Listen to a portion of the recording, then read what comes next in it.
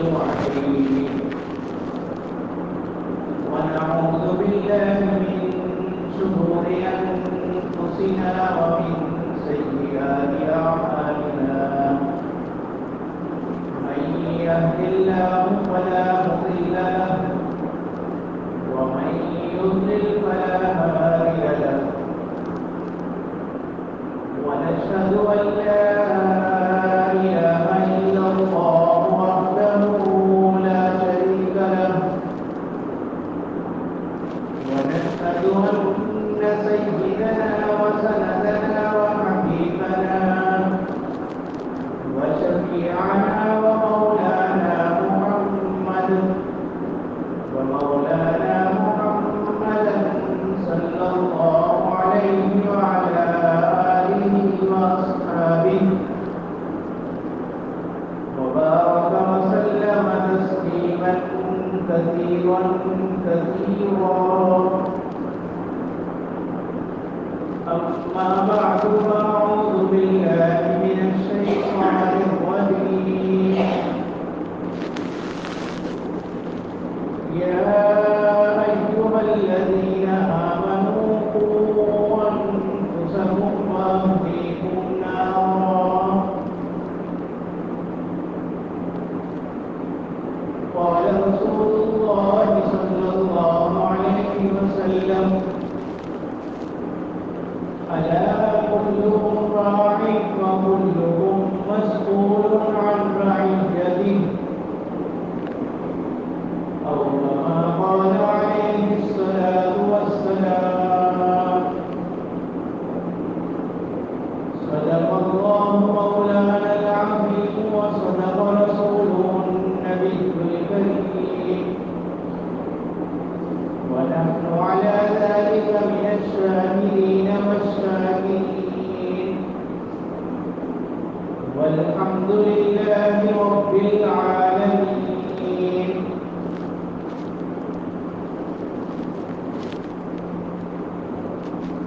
محترم اللہ رب العزت کے احسانات میں سے ایک بڑا احسان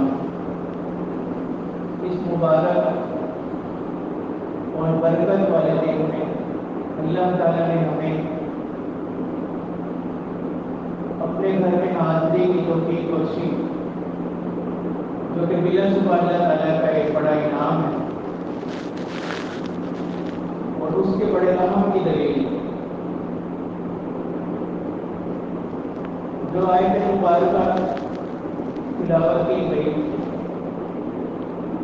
یہ ایک اہم انسانی ذمہ داری کو بیان کرتی ہے. اللہ تعالیٰ فرماتے ہیں یا ایھا الذین آمنوا. جس وقت ایک دوسرے کو ہم گفتگو میں کلام کے اندر پکارتے ہیں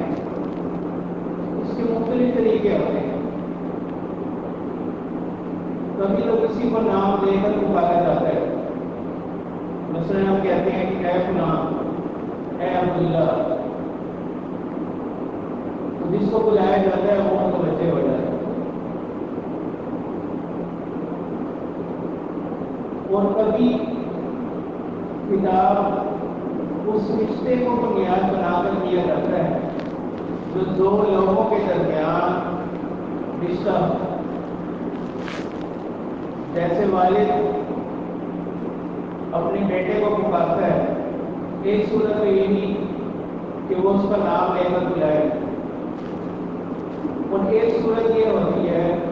کہ والد اپنے بیٹے کو یوں پکارے اے میرے بیٹے. تو ہر عقل والا شخص سمجھتا ہے اس طرح سے پکارنے کے اندر بہت سی محبت اور شفقت چھپی ہوتی ہے، اور اس طرح سے پکارنا یہ اشارہ کرتا ہے اس کی طرف کہ بلانے والے کو جسے وہ بلا رہا ہے اس سے کس قدر محبت اور تعلق انسیت ہے. تو سننے والا بھی پھر پوری توجہ کے ساتھ غور و فکر کے ساتھ ہر طرح سے حاضر ہو کر اس کی بات کو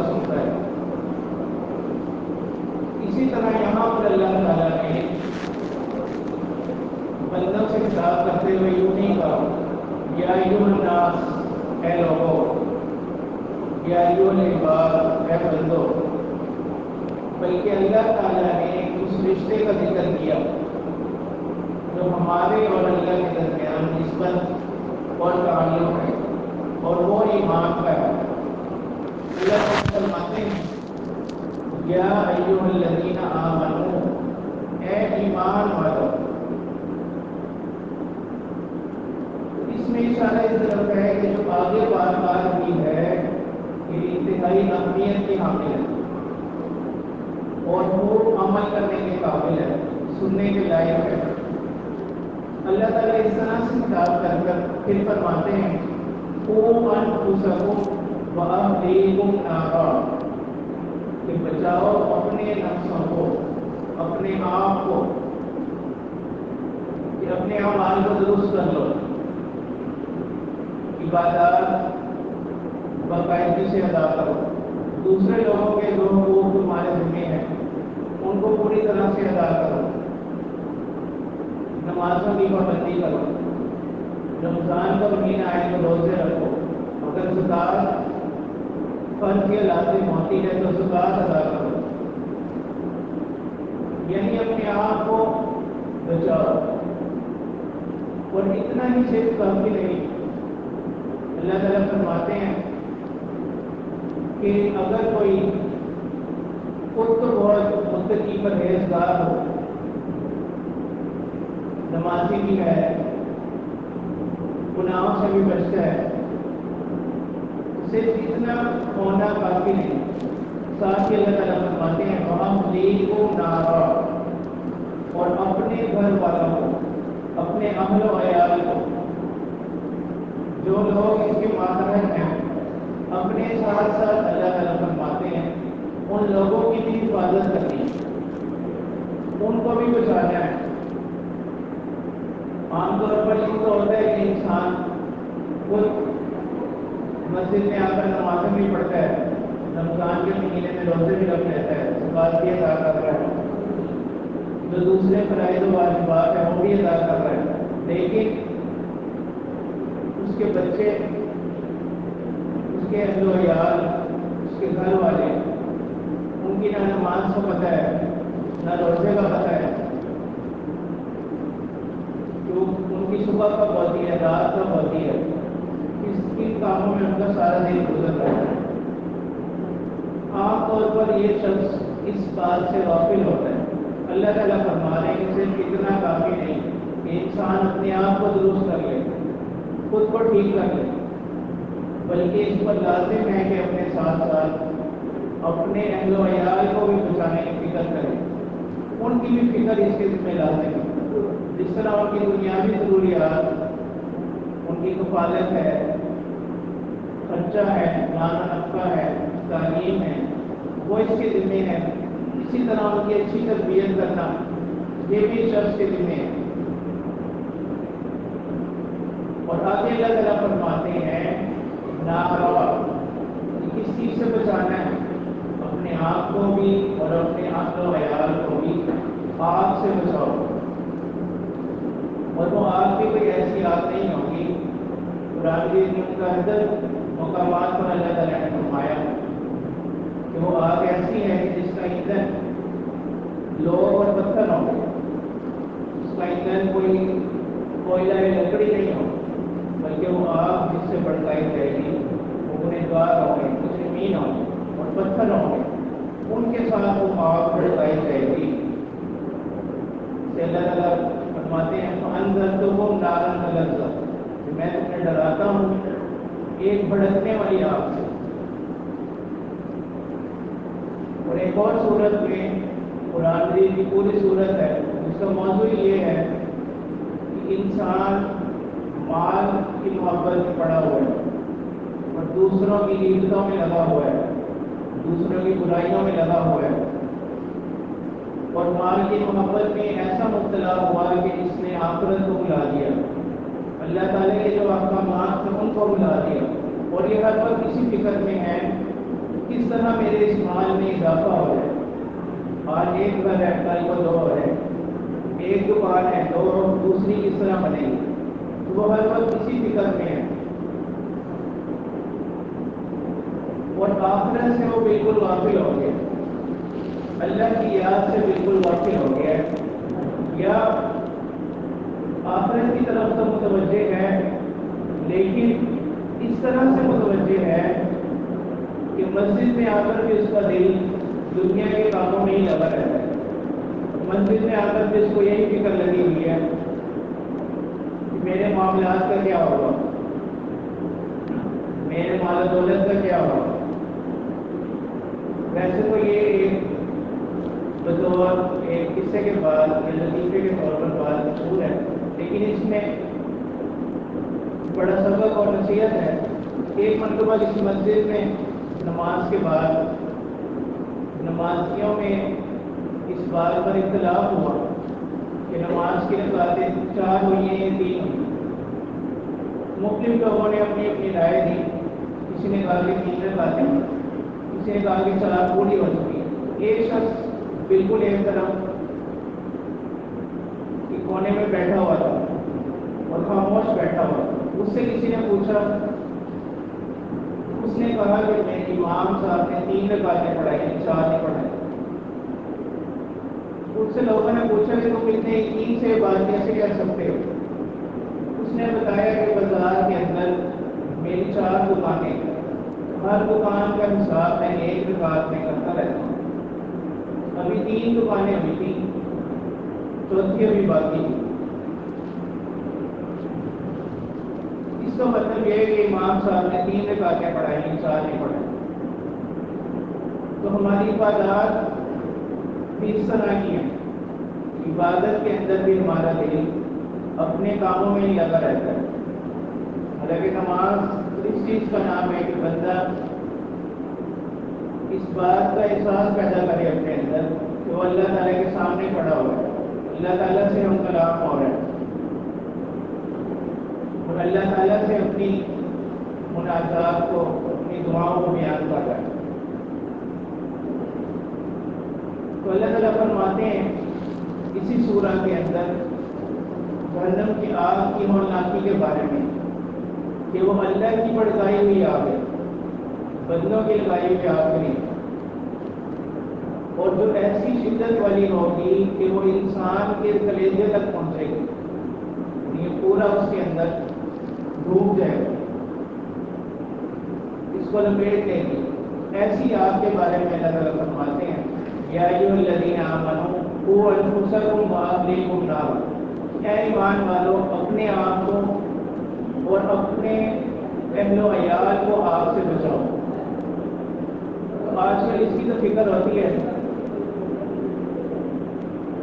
ہمیں اس بات کی تو فکر ہوتی ہے کہ ہمارا بچہ کیا کھائے گا، کیا پڑھے گا، اس کا مستقبل کیسا ہوگا، لیکن جس چیز سے وفرت بنتی جاتی ہے وہ اگر ہے تو صرف اور صرف یہ ہے کہ ہم اس بات کی فکر کو چھوڑ چکے ہیں اس کی آخرت کیسی ہوگی، مرنے کے بعد اس کے ساتھ کیا معاملہ ہوگا۔ اور ویسے بھی یہ جو موجودہ دور ہے فتنوں کا دور ہے، آئے روز نئے نئے فتنے ہمارے سامنے آ رہے ہیں، اور وہ فتنے بھی ایسے سخت اور شدت والے ہیں جو صرف انسان کی ذات کو متاثر نہیں کرتے بلکہ اس کے عقائد کو متاثر کر رہے ہیں۔ تو ہمارا نیا آنے والا جو انسان ہے، جو بچہ ہے موجودہ دور کا، اس جدید دور میں جو میڈیا اور سوشل میڈیا کا دور ہے، پھر ہر جگہ موبائل اور ٹیلی ویژن عام ہے، تو ابھی بھی تعلیمی اداروں میں بہت سے ایسے بچے ملیں گے جو اللہ تعالیٰ کے تصور سے واقف ہی نہیں، یا اللہ تعالیٰ پر سرسری ایمان تو رکھتے ہیں لیکن توحید کیا ہے، اللہ تعالیٰ کی وحدانیت کیا ہے، اس کو وہ نہیں جانتے۔ محمد رسول اللہ صلی اللہ علیہ وسلم کے ساتھ ہمارا کیا تعلق ہے، ان کا کیا عہدہ ہے، ختم نبوت کیا ہے، تو یہ اسلام کے بنیادی عقائد ہیں۔ اللہ تعالیٰ کی الہامی کتابیں ہیں، وہ کون سی ہیں، پیغمبر صلی اللہ علیہ وسلم کی احادیث ہیں، ایسے ایسے ذہن پیدا ہو رہے ہیں جو قرآن کے بارے میں بھی شکوک و شبہات میں ہیں، آیا یہ اللہ کا کلام ہے بھی یا نہیں۔ احادیث کے بارے میں شکوک و شبہات میں ہیں کہ آیا یہ پیغمبر صلی اللہ علیہ وسلم کی کہی ہوئی باتیں ہیں بھی یا نہیں۔ اس فتنوں کے دور میں، آزمائشوں کے دور میں ہم زندگی گزار رہے ہیں، اور ہم یہ سمجھتے ہیں کہ دن بھر محنت کر کے کما کر رزق حاصل کر کے شاید ہم اپنا فریضہ پورا کر گئے۔ ایسا سوچنا یہ یقیناً بالکل غلط ہوگا۔ اس لیے اس بات پر نظر رکھنی چاہیے کہ ہمارا بچہ جو ہے اس کا دن کس طرح سے گزرتا ہے، اس کے مشاغل کیا ہے، اس کی مصروفیات کیا ہیں، کس طرح کی صحبت میں وہ بیٹھتا ہے۔ تو والدین کی یہ بنیادی ذمہ داری ہے، اور وہ آج اس چیز سے غافل ہیں۔ اسی آیت میں اللہ تعالیٰ فرماتے ہیں کہ وہ آگ بھی ایسی آگ نہیں ہے کہ کوئی سفارش کر کر یا کچھ رشوت وغیرہ دے کر انسان اس سے چھٹکارا حاصل کر سکے، ایسا بھی نہیں ہوگا۔ اللہ تعالیٰ فرماتے ہیں کہ اس پر نگہبان فرشتے مقرر ہیں جو کہ انتہائی سخت اور طاقتور ہیں، اور وہ مخلوق میں سے کسی کی بھی کوئی بات نہیں مانیں گے، وہ صرف اللہ کی فرمانبرداری کرتے ہیں، اللہ کے حکم کے تابع ہیں۔ جو بھی اللہ کی طرف سے انہیں حکم دیا جائے اس میں وہ اللہ کی نافرمانی نہیں کرتے۔ تو ایسے فرشتے اس آگ پر مقرر ہیں۔ تو انسان یہ تصور نہیں کر سکتا کہ وہ اس آگ سے کسی بھی طرح بچ سکے۔ تو اس لیے بھائیوں، اللہ تعالیٰ نے ہمیں پیغمبروں کے ذریعے سے، وارثین جو پیغمبر ہیں ان کے ذریعے سے اللہ تعالیٰ نے ہمیں اپنا پیغام پوری طرح پہنچایا، اور اللہ تعالیٰ نے واضح بتایا کہ یہ کام ہدایت میں ہے، اور یہ راستہ جو ہے یہ گمراہی کی طرف جاتا ہے، یہ صراط مستقیم ہے، اور یہ شیطان کا راستہ ہے۔ تو پیغمبروں نے ہر دور میں، اللہ تعالیٰ کے پیغمبروں نے اللہ کے بندوں تک یہ پیغام پوری طرح پہنچائے۔ آج ضرورت اسی بات کی ہے کہ پیغمبروں کی جو تعلیمات ہیں، دین اسلام کی جو تعلیمات ہیں، ان کو دوبارہ زندہ کیا جائے۔ نبی اکرم صلی اللہ علیہ وسلم کی کیا تعلیمات ہیں، نبی اکرم صلی اللہ علیہ وسلم کی سیرت ہمیں کیا کہتی ہے۔ قرآن مجید میں اللہ تعالیٰ نے آپ صلی اللہ علیہ وسلم کی زندگی کو اسوہ حسنہ، بہترین نمونہ قرار دیا۔ تو کوئی بھی انسان اگر زندگی کے کسی بھی معاملے میں رہنمائی حاصل کرنا چاہتا ہے تو اللہ تعالیٰ فرماتے ہیں کہ وہ در رسول صلی اللہ علیہ وسلم سے رہنمائی حاصل کرے۔ اللہ تعالیٰ نے آپ صلی اللہ علیہ وسلم کی ذات میں بہترین نمونہ رکھا۔ آپ صلی اللہ علیہ وسلم نے گھر کی زندگی بھی گزاری، باہر کی زندگی بھی گزاری، تجارت بھی کی، حکمرانی بھی کی، اور اس کے باوجود جو اپنی ذمہ داریاں ہیں ان کو بھی ادا کیا۔ آپ صلی اللہ علیہ وسلم کی عبادت کیا تھی؟ آج ان چیزوں کو جاننے کی ضرورت ہے کہ آپ صلی اللہ علیہ وسلم کی عبادت کیا تھی، آپ صلی اللہ علیہ وسلم کا اپنی ازواج مطہرات کے ساتھ، جو ہماری مائیں ہیں، ان کے ساتھ کیا معاملہ تھا، اپنے بچوں کے ساتھ آپ صلی اللہ علیہ وسلم کا کیا معاملہ تھا، ان کی تربیت آپ صلی اللہ علیہ وسلم نے کس طرح سے کی، اور ازواج مطہرات نے کس طرح سے اپنے بچوں کی تربیت کی۔ آج ان چیزوں کو جاننے کی ضرورت ہے۔ اس کے لیے بھائیو ضروری یہ ہے کہ گھروں کے اندر اس چیز کا ماحول بنایا جائے۔ روزانہ 2 سے 3 منٹ صحابہ کے قصے، ازواج مطہرات کے قصے اور نیک لوگوں کے قصے، آپ صلی اللہ علیہ وسلم کی سیرت میں سے کوئی واقعات، وہ ہمیں اپنے بچوں کو بتلانے کی ضرورت ہے۔ اور اس بات کی ضرورت ہے کہ ہم اپنے گھروں کے اندر اس دین کو زندہ کریں۔ تو ہمارا المیہ یہی ہے کہ ہم جس وقت اصلاح کی کوشش کرتے ہیں یا فکر کرتے ہیں تو ہم سب سے پہلے دوسروں سے آغاز کرتے ہیں۔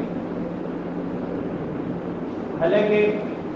اس کا نتیجہ یہ ہوتا ہے کہ جو نتائج حاصل ہونے ہیں وہ بھی نہیں ہوتے۔ اس میں ضروری ہے کہ انسان سب سے پہلے اپنے آپ کو بدلے اور وہ اپنا جائزہ لے کہ اس کی زندگی اللہ کی بتائی ہوئی تعلیمات کے مطابق کتنے فیصد ہے اور اللہ کے بتائے ہوئے احکامات پر کتنا اس نے عمل کیا، کن احکامات پر عمل کر رہا ہے، اور جن چیزوں سے اللہ نے منع کیا ہے ان سے کس حد تک بچ رہا ہے۔ پھر انسان اپنے گھر والا کی فکر کرے، پھر دوسروں کی فکر کرے۔ تو ہمارا مسئلہ یہ ہے کہ ہم اپنی ذات کو چھوڑ کر پہلے ہم معاشرے کی اصلاح کی طرف چلتے ہیں، جس کا نتیجہ یہ صفر ہی رہتا ہے۔ سرکار دو عالم صلی اللہ علیہ وسلم نے فرمایا الا کلکم راعی، کہ تم میں سے ہر ایک نگہبان ہے۔ جس کو بھی اللہ تعالیٰ نے کوئی عہدہ کوئی منصب دیا، وَكُلُّكُمْ مَسْئُولٌ عَنْ رَعِيَّتِهِ، اور تم میں سے ہر ایک سے سوال کیا جائے گا اس کی نگہبانی کے بارے میں، کہ اللہ تعالیٰ فرمائیں گے کہ ہم نے تمہیں اولاد دی تھی، تم نے ان کی تربیت کس طرح سے کی۔ اسی طرح جو عالم دین ہے اس سے پوچھو گے، اللہ تعالیٰ فرمائیں گے کہ ہم نے تمہیں علم دین عطا کیا تھا، تم نے کتنا لوگوں کو پہنچایا، لوگوں کو اس سے کیا فائدہ حاصل ہوا، اور تم نے خود اس علم دین پر کتنا عمل کیا۔ اسی طرح اگر کوئی کسی کو اللہ تعالیٰ نے کوئی منصب یا عہدہ دیا ہے تو اس سے اپنے ماتحتوں کے بارے میں پوچھو گی کہ اس نے ان کے ساتھ کیسا رویہ رکھا، ان کی دین کی اصلاح کی فکر کی یا نہیں کی۔ تو حدیث مبارکہ میں آتا ہے کہ اللہ کے رسول صلی اللہ علیہ وسلم نے فرمایا کہ تم میں سے ہر ایک نگہبان ہے اور ہر ایک سے اس کی نگہبانی کے بارے میں سوال کیا جائے گا، اور وہ سوال ایسا نہیں ہوگا کہ انسان کسی بھی ذریعے سے بچ سکے۔ اس دن اس کے پاس کوئی ذریعہ، کوئی ایسا مددگار نہیں ہوگا جو اس کو بچا سکے، بلکہ جو بھی اس کا معاملہ ہوگا وہ بغیر کسی کمی بیشی کے پورا اللہ تعالیٰ کے سامنے اللہ تعالیٰ اس کو دکھلا دیں گے، اور اس وقت اس دن یہ کسی بھی طرح سے نہیں بچ سکے گا۔ تو بھائیوں، ابھی ہمارے پاس زندگی کی قیمتی لمحات ہیں، اللہ تعالیٰ نے ہمیں صحت بھی بخشی ہے، اور الحمدللہ ہم تمام لوگ مسلمان ہیں،